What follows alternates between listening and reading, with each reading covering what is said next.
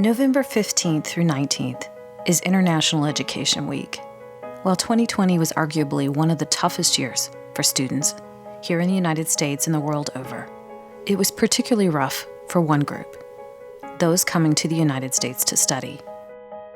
Jiaoru Shi from Xi'an, China, was one of those students.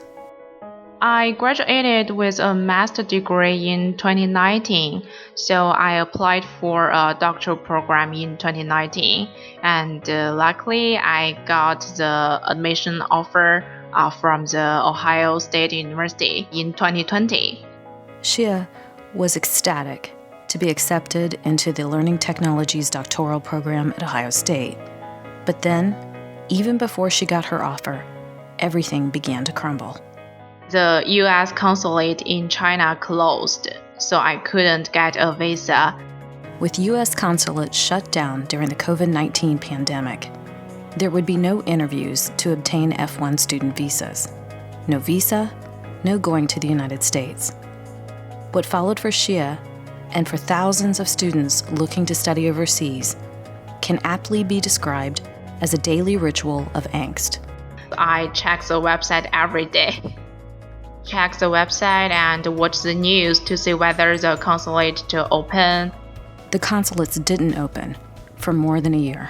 First, I'm very upset and I don't know what should I do. With COVID infections spiking and the world shutting down, Xia was forced to either take online classes or defer her admission to Ohio State. She chose to defer, not once, but twice. This is the Ohio State University Inspire podcast, a production of the College of Education and Human Ecology. I'm Robin Chenoweth. Carol Del Grasso is our audio engineer. Kyle Bucklew is our student intern. The pandemic and politics put the brakes on international study for hundreds of thousands of students last year. It also left many international students stranded in the United States, forced to make the choice to stay, sometimes completely alone, or to return home and be shut out when classes resumed in autumn 2020. Ana Paula Correa, a professor of learning technologies and Xia's advisor, spent hours in virtual meetings, counseling her about her decision to defer. Then and now, she counsels her international doctoral students in the United States, still via Zoom to protect them. Correa empathizes with them because long before she became a naturalized citizen in 2011, she herself was an international doctoral student from Portugal. I'm wondering if you could talk through some of the stress that whole thing brought around. The isolation being compounded by the worry of COVID-19. I feel my students, international students, are really feeling very, in a way, trapped. And I'm sharing this with you because they share with me that sense of being claustrophobic and not being able to go and tend to their families if they are needed, or just go to recharge and refresh and come back to continue their studies. That sense of that isolation really exacerbated with the pandemic. You know, we have families across the ocean, across the world. They get sick. They need our attention and our help, and we just cannot do it. And the Zoom meeting will not do it. The isolation was compounded by political rhetoric and xenophobia that made newcomers to the United States feel even more alienated. That exclusion predated the pandemic, Correa says. Was that a thing back when you were a student? Xenophobia, did it affect you? Yes. Oh, it was? Yes, of course. I know there was more recent statements and stories and voices about discrimination towards Asians, especially with the COVID-19 pandemic. But that phenomenon, let me call it this, a phenomenon of prejudice against people from other countries, has always been present. And again, I'm just talking about my experience from my perspective. So feeling vulnerable and misplaced and somewhat perceived as a non-deserving person has been a constant since I moved to the US. Oh, that's so sad. Especially when you open your mouth. If I keep my mouth shut, it's very convenient. But the moment I open my mouth and people notice an accent, things really change. I can feel the change in the physical space. These moments happen in the grocery store, in the post office, never in the inclusive environment that academia affords on campuses like Ohio State, Correa said. But it's important to remember that outside of the campus bubble, things can be tough for international students, and even for faculty members who now call the United States home. PhD candidate Musbah Shaheen came to the United States 8 years ago, a malleable freshman trying to find his place in a new culture at Vanderbilt University in Tennessee. He was so captivated by how college impacted people that he is now pursuing his doctorate in higher education and student affairs. There was not a big Arab community at Vanderbilt. I was the only Syrian, literally the only Syrian. If you look at the stats, they're like, Syria won. Yes, that is me. That was you. That was me. I knew it. And so there was no internal community to turn to. But the journey was often like trying to figure that out. And obviously it was formative for me because here I am. I study this for a living now. Did you feel isolated, or was that part of it just because you didn't have a Syrian community to turn to? Isolation is definitely real. One of my first memories in college was move-in day for other students. The internationals, we moved in earlier, and then there was the big move-in day, and everyone was coming to campus, and all of the parents and all of the families in the cars and the excitement. I think that was one of the first moments when I'm going to leave the res halls now. I'm going to go decompress elsewhere and let the kids move in and unpack with their parents and stuff. And of course, there's always the questions, and people are excited to meet someone from a new country. I was both excited and also hyper aware that I'm new here, I'm different. It was 2013, but there was still pressure on international students to conform. Shaheen, who was raised Muslim, remembers buying an artificial Christmas tree for his dorm room when all of his fellow students went home for the holidays and he stayed behind. And so I had that tree with me in college for 4 years. That was just my tree. When I was a master's student, I woke up one day and was like, this is stupid. Why am I putting up? It means nothing to me. I like telling this story to people because, you think that you're going to be having isolation, you're going to be having trouble as an international student and having struggles in the first year or, the second year of college. The truth is I was still going through it even after I finished college. I'm still learning about myself. The pandemic hit when Shaheen was in his first year of his doctoral studies at Ohio State. That June, U.S. Immigration and Customs issued guidelines that it would not grant visas to international students unless they attended classes in person. The administration hinted that it would deport students already in the United States if their classes transitioned completely online. To Shaheen, the directive was overtly xenophobic. He penned an editorial for Inside Higher Education titled, "We Don't Belong Here." It was very exclusionary and I think would have been hard for students to handle. I'm a PhD student and I felt this sense of shame in a way that you become the topic of the restriction. We were restricting on traffic into the country. The first thing we did was stop the international students from coming. And I wondered what that might mean for a college student who is 19 or 20 and who's isolated. They can't go back to their homes. They can barely go grocery shopping. Also, a lot of people on Twitter and on social media were talking about this change in policy and how it affects us. And then the policy was revoked or was rescinded. And suddenly the chatter stopped, but the problems didn't stop. So he wrote another op-ed, this one to Diverse Issues in Higher Education. He was thankful for the collective action to support students like him, he wrote. But we are not done yet. International students must be more deliberately supported. Did they have food or the means to buy it? Did they have support when they were sick? Am I going to be able to go to the drugstore down the street and get my Advil? Because I don't have family here. There's no one who can bring me chicken soup. He wanted professors to consider how international students were being impacted differently by online classes. Were language differences keeping them from speaking up? Since they couldn't touch base by approaching instructors after class, were their questions going unanswered?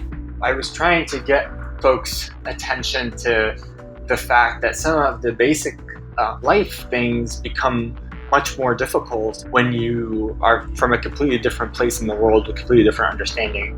The truth is, when the pandemic shut down Ohio State's campus in March 2020, it never fully shut down. International students were given the option to move to select dorms. Safety measures were put into place. Meals continued to be served to them. Emergency funds, if they needed them, were keeping them financially afloat. Yifan Zhang was then a second-year Human Development and Family Science student who was just hitting her stride and loving campus life. Inspire's Kyle Bucklew talked with her about college life during COVID. Is there a reason that you weren't able to get back home for the break that we had? A lot of my friends, they went home, they want to go home, no matter what. Despite of, all the travel restrictions and how crazy expensive the tickets they want to go home because their parents really want them to go home. So not many of us decide to stay here. I was one of them. Zhang's family is not wealthy. Airlines were shutting down routes. Flights were being rerouted, and one-way tickets cost thousands of dollars. I decided to move off campus to one of my friends' apartment. That was really hard for me but I don't have a car to get to anywhere, and I had to live off campus. I had to leave all the stuff I have on campus, all the involvements and friends because the pandemic. And I just feel like I just got into the track of getting to the college life, and then it's all gone all of a sudden. And here's where her education in human development and family science came to play. Zhang wants to become a therapist. She was self-aware enough to realize that she needed help in those bleakest days of the pandemic. She called Ohio State's Counseling and Consultation Services, which offers free counseling for struggling students. I know things could get harder and I might not be able to take them. And then I kind of just don't want a mental breakdown to happen. I want a therapist. I wanted to have this backup. Some of her friends back in China had either dropped out of college or were struggling to take synchronous classes at 2 and 3 a.m. because of the time difference. But here in Ohio, Zhang was finding her COVID silver lining. I got a job offer as a resident advisor on campus. And if I go home at that time, I wouldn't be able to do this job on my third year. And I really wanted this experience. All my residents are domestic students. They are all in the animal science major because it's in a learning community.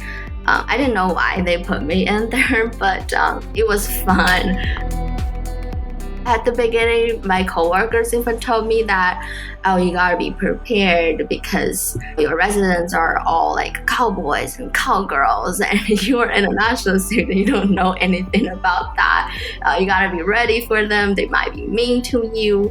And I was kind of scared at the beginning, and then I found out my floor, they're really active. My girls, they're super active, even though it's COVID. My residents, they always hang out in the common room area, and two of my residents, they got really close with me, and then I wrote them recommendation letters for their application to become an RA, and then they became they're now RAs right now. So I'm really proud of them, and I'm really proud of myself for being able to have that experience on campus. And that was the worst year, but the best year as well. The College of Education and Human Ecology teaches English as a second language to not just its international students, but to all Ohio State students who need English language training.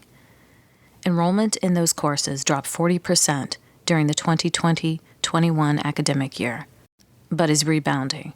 Ivan Stefano directs a program that teaches 970 Ohio State students how to improve their English skills and also navigate university life. There's about a 55% increase this autumn compared to autumn 2020. but it's still down about 15% compared to autumn 2019. Several factors helped facilitate renewed enrollment. U.S. consulates reopened in late spring and began scheduling visa interviews for students. The U.S. Department of State and the U.S. Department of Education issued a joint statement in support of international education. I've never seen anything like this before. And it shows that we as a country want to welcome international students. We have been badly affected by the COVID-19 pandemic, all the travel restrictions, the changing immigration rules. A statement like that from the government can hopefully restore the position of the U.S. as the top destination for international students to study. We have a lot of competitors in the world right now. Other countries want to have international students too. I think things are looking up in this sector of education. Just considering the economics alone, it makes sense to open paths for international students. According to the Open Doors report from IIE, and they got the data from the U.S. Department of Commerce, in 2018, international students who studied in the U.S. contributed $45 billion to the economy. And of course, this trickles down to the local communities as well. Statements are one thing, Stefano says, but the government, universities, faculty, and even domestic students must find concrete ways to support international students. The English as a Second Language program has for years been a first step resource for its students. Our teachers are trained to work with international students, with language, with culture, with college life. And sometimes our students would come to us to ask questions about how to get a driver's license or where to rent a U-Haul, for example, if they want to move. If a student is experiencing frustration or depression, we know there is a counseling service on campus that we can refer our students to. We're not an expert in that, but we can refer them to the service, and then we can encourage them to do that. So that's what we do. And then if they have questions about their visas or immigration status, we always refer them to the Office of International Affairs. So it's more than just language. But as Musbah Shaheen pointed out in his editorial, one barrier removed does not undo the need to remove others. We stand to gain so much if we tap into the rich perspectives and ideas that our international students bring to the table. If only we invite them there. Ana Paula Correa. Just look around. Who are the researchers behind the COVID-19 vaccine? There are heterogeneous teams with people with different backgrounds and coming from different countries. Complex processes can only be solved in a sustainable way if learning is maximized by bringing people from different walks of life, different home countries, different languages, different lifestyles, all kinds of heterogeneity. That's my belief. That's what I've seen myself in my entire life. When her learning technology students use that principle to create heterogeneity in their work groups, the results are brilliant, she says. When they don't, they lack originality. But domestic and international students have to emerge from their bubbles and learn from each other. And professors have to do more. It becomes a synergy of giving and taking. What do faculty members need to do for their international students? Because this is a trying time. I mean, we're not through the pandemic yet, and we're still dealing with xenophobia, as you said. We need to start communicating and just not pretend everything is okay, because things are not okay. So let's not pretend things are okay. Let's just acknowledge.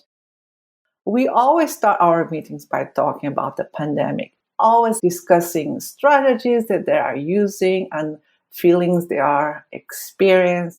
So my strategy is just talk with them about everything. They feel comfortable talking. International students crave meaningful dialogue with other students, Stefano says. Language barriers and fear, just the awkwardness of starting conversations, can prevent even domestic students from developing friendships. Izzy Hubner is a first-year sport industry student from Germany and a member of the Ohio State women's rowing team. My English is starting to get much better. That is more easy to talk to each other. I think most of the Americans just ask the questions to be friendly and not to really be interested in what you're doing. So if they're really interested, they're coming to you and ask different questions, I think. Or sometimes they don't want to be rude and just be friendly at the beginning. It's not that easy. But after the year we all had and the isolation they've faced, international students really need us to try. And we need it too.